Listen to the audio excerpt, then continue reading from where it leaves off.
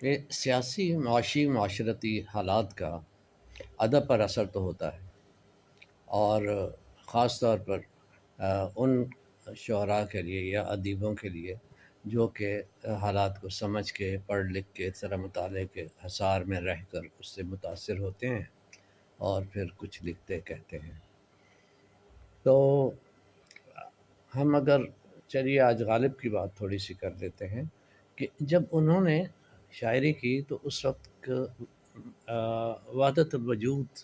کا نظریہ جو ہے اس پر کافی بات ہو رہی تھی، کافی ٹرینڈز چل رہے تھے اس طرح کے، تو ان پر بھی لگتا ہے اثر ہوا۔ ویسے تو اس سے بہت پہلے کا ہے یہ نظریہ، لیکن بات ہے مخصوص حالات اور مخصوص مقام کی جہاں پر اثر ہوتا ہے قریب رہ کر، اس ماحول میں رہتے ہوئے، یعنی ہندوستان۔ تو انہوں نے ان کا ایک شعر میں صرف وہ پیش کرتا ہوں، شیئر کرتا ہوں آپ سے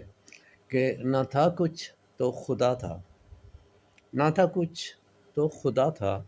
نہ ہوتا کچھ تو خدا ہوتا، نہ تھا کچھ تو خدا تھا، نہ ہوتا کچھ تو خدا ہوتا، ڈبویا مجھ کو ہونے نے، نہ ہوتا میں تو کیا ہوتا۔ گویا یہ ہمیں اثرات جو ہیں اس طرح کے نظریات کے شاعری میں اور نثر میں ملتے ہیں، مختلف چیزوں کو جب ہم اس اینگل سے دیکھیں، ان ڈائمینشن سے سمجھنے کی کوشش کریں۔ Thank you.